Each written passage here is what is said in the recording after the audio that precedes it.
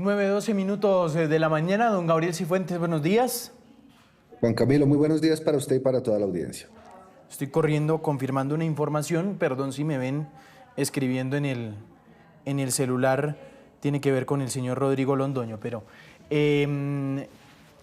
don Gabriel, y precisamente quiero arrancar con eso, es la noticia del día de tantos anuncios que hizo ayer el presidente electo Abelardo de la Espriella. Una situación después de que el anuncio del presidente electo dice va a acabar más de 200 puestos de la presidencia y mencionó entre ellos el alto comisionado para la paz. Dice que no va más, que esto es un patrocinador de lo que él dice una falsa paz. Esas fueron las declaraciones, escuchemos.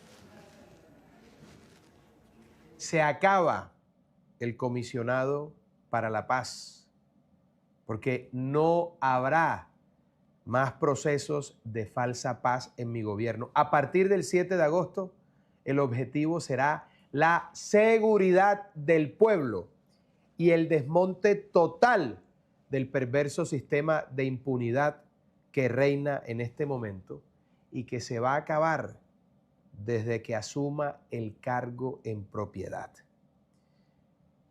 El comisionado para la seguridad, el ministro de Justicia y el ministro del Interior designado tienen la orden de desmontar de manera inmediata, cumpliendo la Constitución y la ley, toda aquella impunidad que se refugia en el espejismo de la falsa paz. Bueno, ahí estaba. ¿Qué opinión le merece este anuncio del presidente electo? A ver, es un anuncio cargado de una retórica muy coherente con lo que fue la campaña del presidente Abelardo de la Espriella, pero no es claro a qué se refiere ni qué acciones concretas se van a tomar. ¿Y por qué digo esto, Juan Camilo? Porque la Oficina del Alto Comisionado para la Paz, por ejemplo, que es una de las entidades que va a dejar de existir según el anuncio, fue creada por ley. Es decir, que solo a través de una ley se podría cambiar su función o eliminar. Otras consejerías que en cambio se crearon después del acuerdo del 2016 podrían a través de decreto disolverse o sus funciones distribuirse entre los diferentes ministerios que ha señalado el presidente Abelardo de la Espriella. Pero aquí hay una cuestión de mayor calado que no es claro si se refiere a lo que ha sucedido en los últimos años con las mesas de negociación con las diferentes disidencias, bandas criminales y demás pandillas en las ciudades, o si se está refiriendo a todo el andamiaje y a toda la estructura y arquitectura del proceso de paz que surgió después del 2016 y que, recordemos, tiene un anclaje legal y constitucional. Es decir, reformar el sistema de justicia transicional, eliminar, por ejemplo, la JEP, modificar sus estatutos, los procedimientos, las sanciones, requeriría de reformas constitucionales que necesariamente tienen que pasar por el Congreso, que son dispendiosas, que requieren capital político y que no es claro si en el mensaje de ayer se refería a estas entidades y a estas estructuras o simplemente al andamiaje de paz, de la paz total que había generado espacios de diálogo y de negociación con las disidencias. Entonces yo creo que hay que esperar a ver exactamente cuál es la orden que le ha dado a sus ministros y si efectivamente el presidente Abelardo de la Espriella va a emprender una lucha legal y constitucional en el Congreso para desmontar lo que se acordó en el 2016, que entre otras cosas también tiene un respaldo en la comunidad internacional y que en todo caso dejaría en el limbo no solo a los excombatientes, sino que pondría en grave riesgo los procesos de reconocimiento y de verdad para las víctimas y los procesos y las judicializaciones actualmente en curso contra el secretariado de las FARC y altos mandos militares. Entonces, repito, Juan, creo que este es un anuncio que va en línea con lo que se había establecido en la campaña, pero que tiene dificultades políticas y que todavía no es claro cuál va a ser el alcance. Y concluyo señalando Hay que recordar que el presidente Duque, que fue elegido después del plebiscito del 2016 y que prometió hacer trizas la paz, gastó un año de capital político, un año de agenda legislativa tratando de promover las objeciones a la JEP. Recuerde usted por allá en el 2018, y no solo no pasaron por el Congreso, sino que tuvieron cuestionamientos por parte de la Corte Constitucional y significaron un enorme desgaste. Gabo, la paz para un Estado siempre es obligatorio buscarla a través del diálogo, o se puede buscar la paz a través de un sometimiento precisamente a la justicia y basado en una gran estrategia de seguridad. Vea, la paz, de acuerdo con el artículo 21 de la Constitución, es un derecho de obligación, un derecho de obligatorio cumplimiento. Es decir, cualquier gobierno, independientemente de su bandera ideológica, está obligado, y la ciudadanía tiene derecho a la consecución de la paz. Ahora, ¿cómo se consiga esa paz?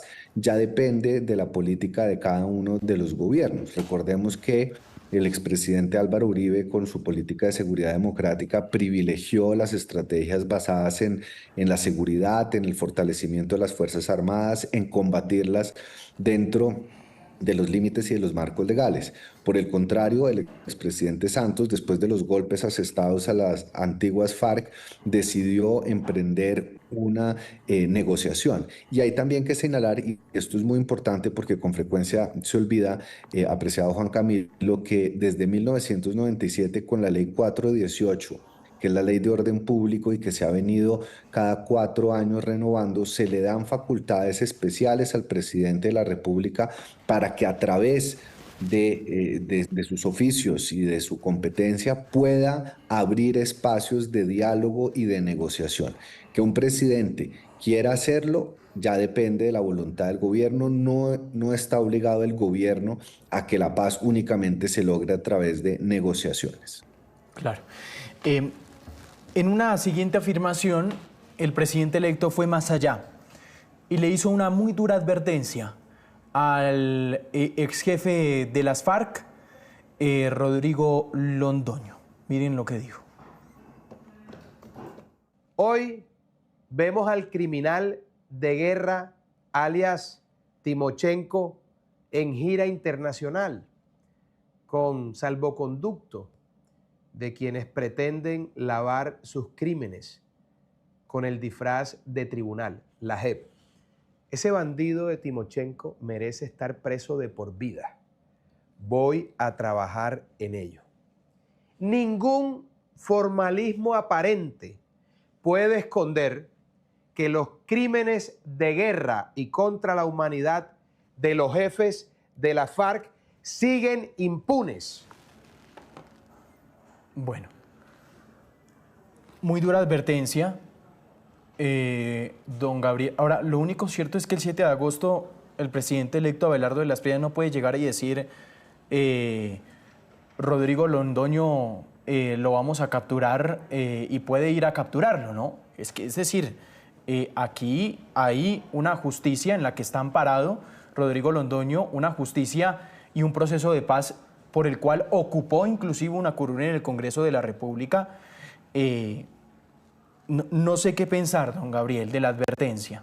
Pero además, viniendo del presidente de la Espriella, que es penalista, que conoce al detalle la norma, incluso si lograra desmontar toda la arquitectura legal y constitucional, que nuevamente recordemos, Juan, es que el proceso de paz del 2016 pasó por el Congreso, por la Corte Constitucional, se modificó la Constitución, es decir, eso no se puede reversar con un decreto o con un plumazo, pero incluso si lograra hacerlo y si lograra desmontar la arquitectura legal, hay un principio, y es un principio básico del derecho penal, y es la irretroactividad de la ley penal. Es decir, ya el marco jurídico según el cual se está procesando a Londoño y el marco jurídico al cual se acogió el secretariado de las FARC para ser juzgadas y deponer las armas, se les aplica independientemente de la voluntad del gobierno de turno. Y eso no es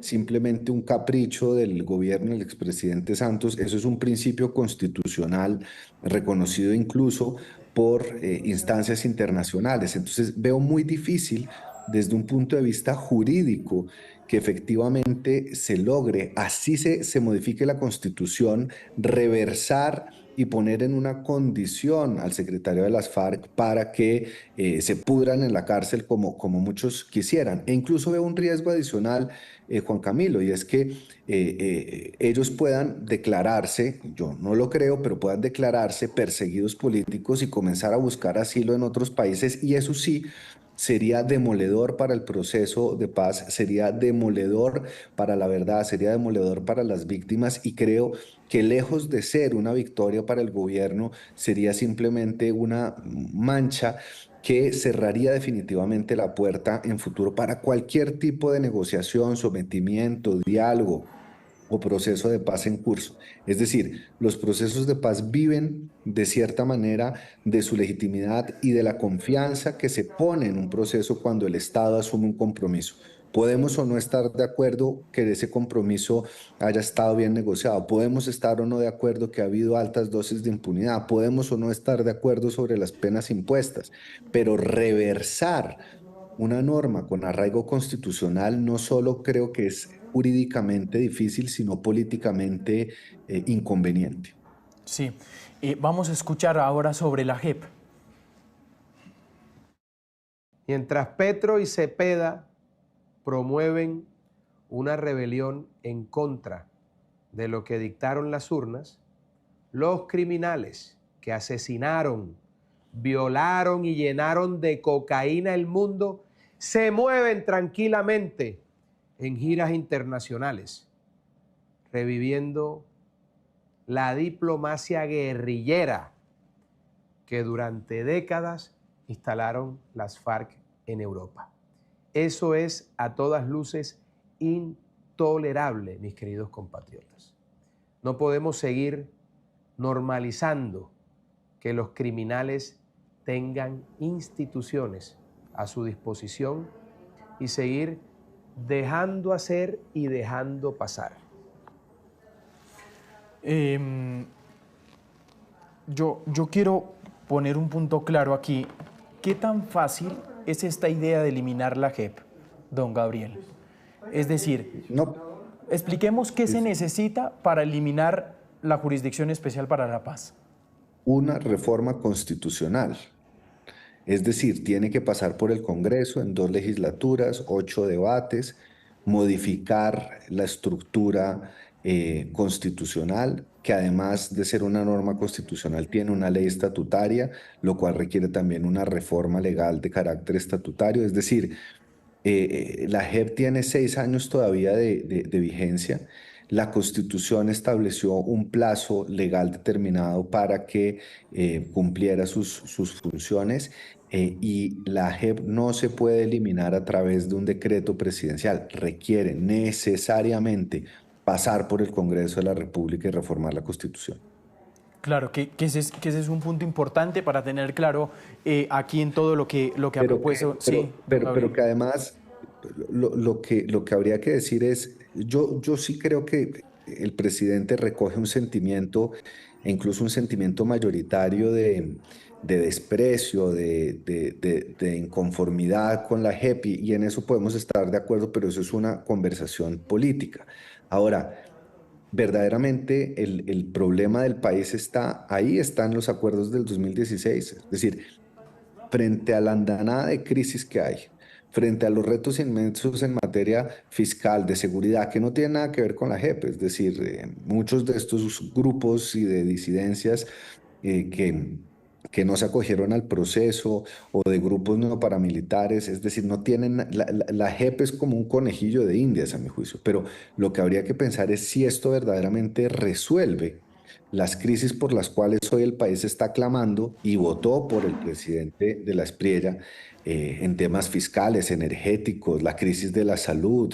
Yo no sé si políticamente sea conveniente embargar un capital político importante que se requiere para tramitar una reforma constitucional que además dejaría un vacío jurídico que tendría que ser después además resuelto por la Corte Constitucional que sin lugar a dudas no aprobaría, digamos, esta reforma constitucional porque dejaría en el limbo a miles de imputados, dejaría en el limbo todo un proceso que involucra más de 500.000 víctimas en el país.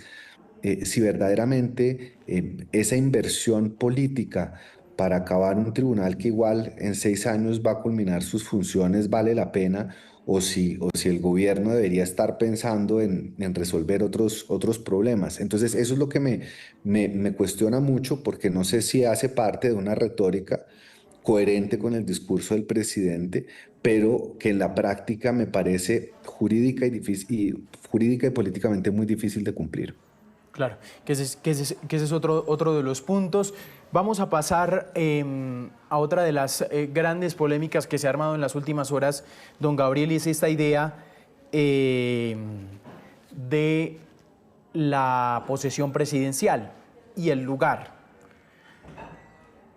Escuchemos de la idea que dice el presidente electo sobre una guarnición militar. Pese a la oposición del nefasto y delirante gobierno saliente, los colombianos pueden estar seguros de que cumpliré mi promesa. Me voy a posesionar en el sur del país, en una guarnición militar, para rendirle un homenaje solemne a los héroes de la patria y a los uniformados que protegen la democracia, la libertad, la institucionalidad. Hago un llamado directo y patriótico al nuevo Congreso de la República para que el 20 de julio tomen la decisión correcta para cumplir con ese mandato del pueblo. Bueno, ahí estaba entonces lo de la guarnición militar. Yo creo, don Gabriel, también, a ver, yo entiendo la intención del presidente electo Abelardo de la Espriella. No sé si aquí se pueden facilitar un poco más las cosas, ¿no?, para la transición de gobierno. Es decir, de parte y parte. Al final no quiero decir dónde se va a hacer la posesión presidencial, eso no me corresponde, pero don Gabriel, yo creo que hay que intentar facilitar todo para que, como siempre ha sido e históricamente ha sido, la transición de gobierno se haga pues con una facilidad que contribuya a este libre camino democrático, ¿no? Eso es como pedirle peras al olmo, Juanca, desafortunadamente, porque aquí no estamos hablando de adversarios, sino que la política se ha convertido en el ring de enemigos. Y aquí vemos que hay posiciones enranchadas de parte y parte, pero yo creo que esto además no, tiene una complejidad adicional y es lo que establece la Constitución. Y la Constitución establece dos cosas claramente. La primera es que el presidente tiene que jurar y tomar posesión con el Congreso en pleno. Listo, ese problema se puede resolver el próximo 20 de julio si el Congreso decide avalar la propuesta y la solicitud del gobierno entrante de trasladarse o de sesionar en un lugar diferente al Capitolio, cosa que es posible. Pero la segunda dificultad constitucional, Juanca, y creo que va a ser, si se quiere, el escollo más difícil de superar, es que en todo caso el presidente Gustavo Petro ya ha dicho y ha señalado que como comandante supremo de las fuerzas militares no autorizará que se realice la posesión en un cantón militar y él, para bien o para mal, de acuerdo con la Constitución, hasta que no asuma la posesión el nuevo presidente, es decir, hasta las 12 de la noche del 6 de agosto, tiene la facultad constitucional de tomar esa decisión. En ese orden de ideas se han planteado muchas posibilidades. Por ejemplo, que tome posesión rápidamente y viaje al Cauca y haga una ceremonia de posesión simbólica, si se quiere, o incluso se ha sugerido, como en las épocas del COVID, que pueda haber una sesión virtual del Congreso de la República donde se le tome posesión al presidente y que el resto de la ceremonia se desarrolle en el cantón militar del suroccidente en Popayán. Ahora, Dicho esto, sin el apoyo y sin la colaboración en términos logísticos del gobierno saliente, a menos de 3 semanas de que se produzca la posesión va a ser muy difícil lograrlo. Si el gobierno del presidente Petro no cede frente a la solicitud de realizarlo en un cantón militar y no presta el apoyo necesario, va a ser muy difícil que el presidente electo, Claro. que todavía no es comandante en jefe de las fuerzas militares y por ende no le puede dar órdenes al ejército, no puede entrar libremente a un cantón militar, así sea un presidente electo, pueda llevar a cabo todos los actos protocolarios y logísticos requeridos para Gabo, ese para evento. claridad, Abelardo de la Espriella es presidente a partir de las 00 horas del 7 de agosto, es decir, lo de las 3 de la tarde es apenas un protocolo, pero él es No, presidente no, no, esa es la toma de o es a posesión. partir de las 3. A partir de las 3, ¿cierto? Porque la Constitución establece que quien posesiona al presidente es el Congreso en pleno. Y sin el acto de posesión, pues no puede ejercer el cargo, obviamente. Claro. 9:33 minutos de la mañana, vamos con una información a esta hora.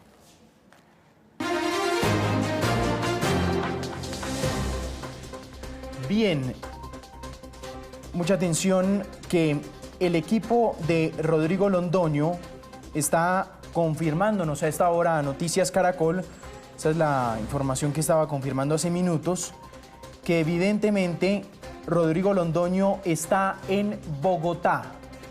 Regresó el pasado sábado aquí a la capital de la República tras sostener unas reuniones, atender una invitación de varios políticos en España. Dice que había sostenido una reunión con la comisión parlamentaria que entre otros temas habían hablado precisamente de la puesta en marcha del proceso de paz y también cómo iba su implementación. Pero está confirmando a esta hora el equipo de Rodrigo Londoño también que va a asistir presencialmente, de manera presencial hoy, al foro convocado por la Contraloría General de la República y foro que, recordemos, estará también el expresidente y Premio Nobel de Paz Juan Manuel Santos. Entonces, está confirmando, repetimos la información de último momento, el equipo de Rodrigo Londoño que él está en Colombia, que regresó el pasado sábado, repito, aquí a la capital y que asistirá de manera presencial a este foro en la Contraloría. También nos dice que sostuvo en el país ibérico 2 encuentros, uno con el Partido de Izquierda Unida y otra con el Partido Comunista Español. Estaba atendiendo esas invitaciones, pero que Rodrigo Londoño ya se encuentra en Colombia. Es la información entonces de último momento que nos informa todo su equipo y que este foro será a la 1 de la tarde, el foro de la Contraloría, donde también va a estar el expresidente y Premio Nobel Juan Manuel Santos. Vamos a leer la pregunta del día a partir de este momento con el @Noticias Caracol, numeral Noticias Caracol en vivo en nuestras redes sociales.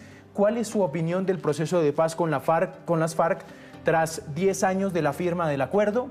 ¿Cuál es su opinión del proceso de paz con las FARC tras 10 años de la firma del acuerdo? Los leemos con el @Noticias Caracol. Estamos en X, en Facebook, en Instagram, con el numeral Noticias Caracol en vivo a través de nuestro canal de YouTube. Bueno, ya, sí, don Gabriel, ahí estaba entonces la información de último momento. Esto tras varias especulaciones, se había dicho que Rodrigo Londoño se iba a quedar allí en España, que no iba a volver al país.